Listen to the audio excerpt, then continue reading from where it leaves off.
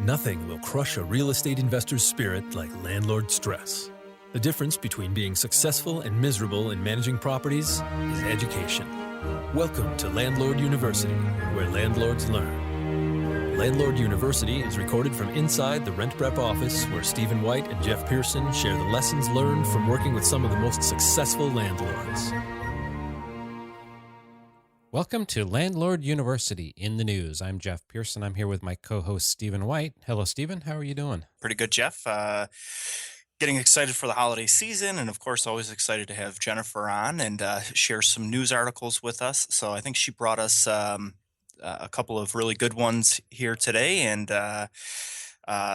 definitely some interesting characters in the news here that we've got. So, Jennifer, what have you got for us here today? Hi, everyone. The first article comes out of South Carolina, and this one's actually making national headlines, so maybe you've seen it. It appears that a landlord is refusing to let the husband of one of his tenants stay past the guest timeline as outlined in the lease agreement. The wife alone is a tenant, and her husband is a soldier who has come to the area on leave. He is not on the lease agreement, and the landlord is enforcing the fact that the husband can only stay for 7 days, just like any other guest. As I've looked at the different articles across the national news, the court of public opinion, of course, people are saying terrible things, landlord, Scrooge, all kinds of things. But the landlord does keep insisting that he's treating all of his guests of tenants the same, that he shouldn't make an exception just because the husband is in the military or married to the tenant that's on the lease. I can see both sides in this case, but I thought it would be a really interesting one for us to talk about. Yeah, my personal take on this, just my own personal business philosophy. It's certainly how we try and run things here at RentPrep. Our take is always people over policy. If it makes sense that the situation calls for, a little bit of flexibility, then I feel like there's room there for it. In this case, the guy was coming off of deployment. He's got a brand new baby. I don't think it's a situation where the landlord has to worry about, um, you know, uh, some new boyfriend moving in or something like that, or becoming an issue with some really long-term tenant. As far as I understood about the article, the gentleman who was in the military is basically going to be going back to his duty station, so it's not like it's going to be a very long-term thing. He was just looking for more than that 1 week. Um, so I, I I tend to lean on the side of the tenants in this case. I feel like, and especially probably being in the military myself, I feel like there should have been a little bit of flexibility there given to them. But I can also see from the other side of saying, hey, listen, this is our policy. I put it in place, and I have to, create a standard across the board, and it is what it is. What happens when the neighbor of this person says, "Well, my boyfriend's only going to be in town for 6 months or whatever, and needs a couch to crash on." Mhm. What would the landlord do? Do you know what I mean? The Yeah. landlord's point in the article is, just because it's a military leave, that I need to apply it fairly across the board. I think that was, I Mhm. agree with you ultimately. I think that there could be definitely addendums to the lease agreement and things like that. But Mhm. I can see the landlord's policy of saying, look, I don't want a run on people saying, hey, you let them do it. Right, right. I really like what you said, Steve, about people over process. I mean, this is a situation where we talk a lot on the show about running things like a business, and so often we want the process to be very black and white. But when it comes to a situation like this, where you have a people versus process situation, it makes sense to stop and think about what you're doing and who you're doing it to and why you're doing it. In a business, when you're running a business, you can't make everything black and white all the time. The whole concept of the customer is always right. We know that that's not always the case, because certainly there are times that the customer is asking for something that is so far beyond reasonable that you have to say no. But in a situation like this, you're dealing with a couple of factors. One, this couple is married, and two, he's in the military. And I would have to think that when she submitted her application to rent that property, he was on deployment.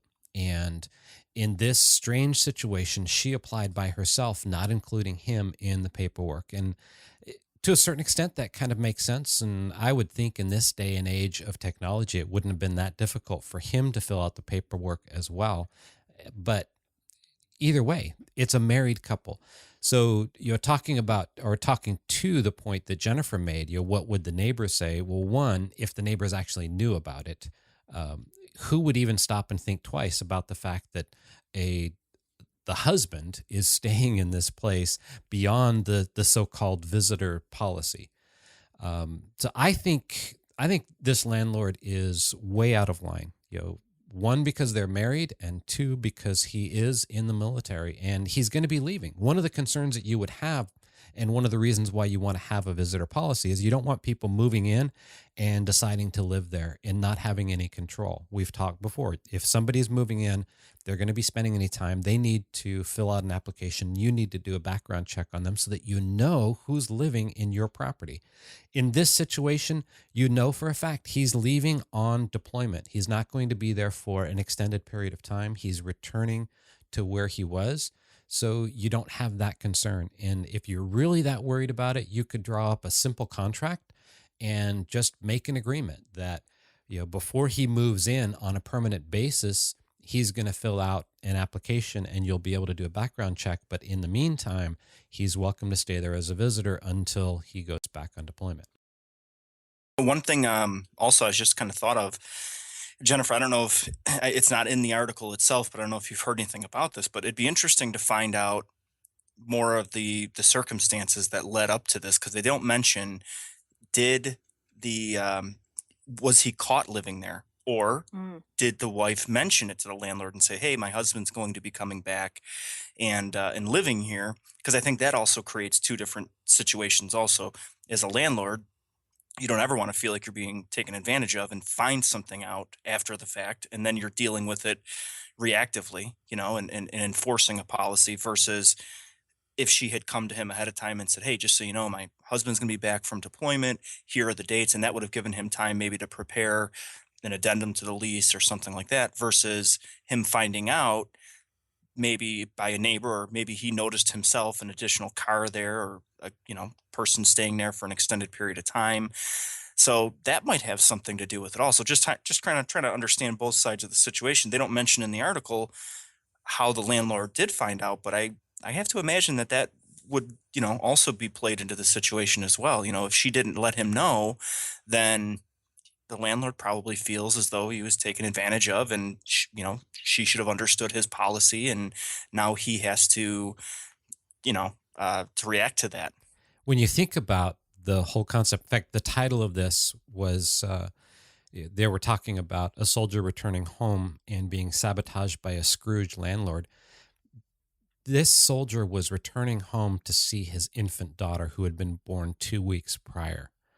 So you had mentioned earlier, Steve, I think when we were off the air, about, as a landlord, the last thing you want to do is put yourself in a position where something that you do, a decision you make, or the way you treat your tenants ends up being national news. But what worse national news can there be than telling a soldier he can't stay in his wife's apartment when he's home just to see his new baby? It goes beyond reasonable to me. Yeah, I can agree with that. I think we can put that one to bed. Yeah. And Jennifer, I mean, especially, don't get on the national news by being stupid. My understanding from reading some of the other articles that it was one of those things that the landlord found out as he was there. It was saying, like, apparently he called and said, hey, is somebody staying there? And she said yes. And then at that point he said, hey, all guests need to abide by this, and then sort of the back and forth from there. So it didn't sound like it was a well-planned thing on the tenant's part to say, hey, my husband will be here, he'll be this long, that sort of thing. It was just sort of an assumption that, well, of course he can stay. And it does sound like the landlord, got caught off guard and was trying to catch up to the situation, to catch up with what was happening. Right. But again, she's got a newborn baby. Her husband is coming home from deployment. And who stops and thinks, oh, wait a minute, I should tell my landlord my husband is coming home? Right. again. It Yeah, kind of boggles the mind. right. Does. Yeah, I could definitely understand, you know, and I think for sure the landlord should have made the exception, created an addendum, or made the situation specific to them, and allowed for it. But I could definitely see, or I can understand from his perspective what he was trying to do. I don't think it was the right choice, but I could see what position he was put in, and like you said, Jeff, it's not always black and white, and this is a clear case of that. And not too often are there a lot of room for exceptions for certain things, but I would feel like this is definitely one of them for sure. Agreed. Yes, Yeah. very much so. So, Jennifer, let's talk about our second article for the day. Sure. This story comes out of Minnesota. It's an article that's following a couple of sexual harassment lawsuits that have been filed within the last week or so. Both of the harassers are landlords, and the victims are their tenants. In one of the cases, the victim states that the landlord repeatedly subjected her to sexual advances and entered the rental unit without permission several times. In the other case, the landlord allegedly installed a secret camera in the tenant's bathroom. The interview with the attorney for both of these female tenants said that she wanted to point out that female tenants, especially low income female tenants, are particularly vulnerable to sexual harassment by landlords because they feel an incredible pressure to choose between putting up with that behavior or losing their home. I thought it would be really valuable for us to review what sexual harassment is in a landlord tenant setting, and also maybe talk about how landlords might be creating a hostile environment, maybe without even knowing it, Mm. but just some approaches that landlords could take to make their female tenants feel more at ease and to not create an environment of sexual harassment. Right. And as an independent landlord, there is no association. I relate it kind of to like a bar association where you're held to a certain set of standards. And it's a shame. I think that, you know, not to try and organize landlords in any way, but just as a responsibility, as you're managing where people live, I think that there are a certain set of standards. So there's no doubt that both of these landlords' actions were despicable. Um, but it's a shame because it gives sort of landlords in general a lot of times that that black eye, because people tend to lump landlords into one category, and there's always a couple of bad apples out there. But clear example of just having that set of standards that you run your business by, that these landlords clearly didn't abide by. They were just installing cameras in the unit is just crazy. And anybody that would think that they would be able to do it or get away with it, or even to try it, I think it's a despicable person, not just a despicable landlord. So I think that again, if you're managing properties and you're managing people, you have a responsibility to have a certain set of standards to uphold, for sure. Yes, I'm one of the things I've tried to figure out in reading this article is, are we talking about a landlord who owns or manages a single residence, a single family residence, an apartment complex, or is this a roommate situation? And to a certain extent, it almost feels like a roommate situation, in that they talk about the landlord intentionally walking in on her while she's breastfeeding and then installing the cameras. Having access to where she's living kind of makes me think that they live, they're roommates. They're sharing an apartment or a house, and that gives him a different type of access. What that doesn't do is change the responsibilities that you have as a landlord. Whether somebody's renting your house or they're a roommate in your apartment or the house that you're in, they have the same rights. And certainly from a sexual harassment standpoint, in terms of people making repeated sexual advances, you have to almost treat it like an employee-employer relationship. Jennifer, you had mentioned this when we were off the air. Looking back at my HR background, you have to stop to think of this in terms of that, because you could put yourself into a bad situation where you could either be subject to criminal consequences or civil consequences. Somebody could sue you for the way that you act, and it's really important to pay attention to this stuff. Somebody who is renting from you is not somebody that you should be making advances towards. Yeah, and Jennifer, you made a great point in saying that, this and I think again it was off air that when you were talking about it, that women, sort of deal with things differently than men might have to deal with. And I think, there's probably an overwhelming majority of landlords who are men, and there's certainly a lot of single women, single mothers who are renting. You had mentioned also, lower incomes seem to be even a bigger target for this. I tend to think that these landlords who again who try to do this are predators to start. They're whether they're landlords or not. These are not good people who are who are put in a position of some sort of power or access where they have access to where somebody lives. But definitely something to keep in mind, like Jeff had mentioned, just because the circumstances, maybe it wasn't a multiplex, or maybe it was upper lower or something where it was easier to access, or easier to walk in on somebody. But you really have to be mindful of that as a landlord, even if you are just renting your upstairs or sharing an apartment or renting just, sharing space.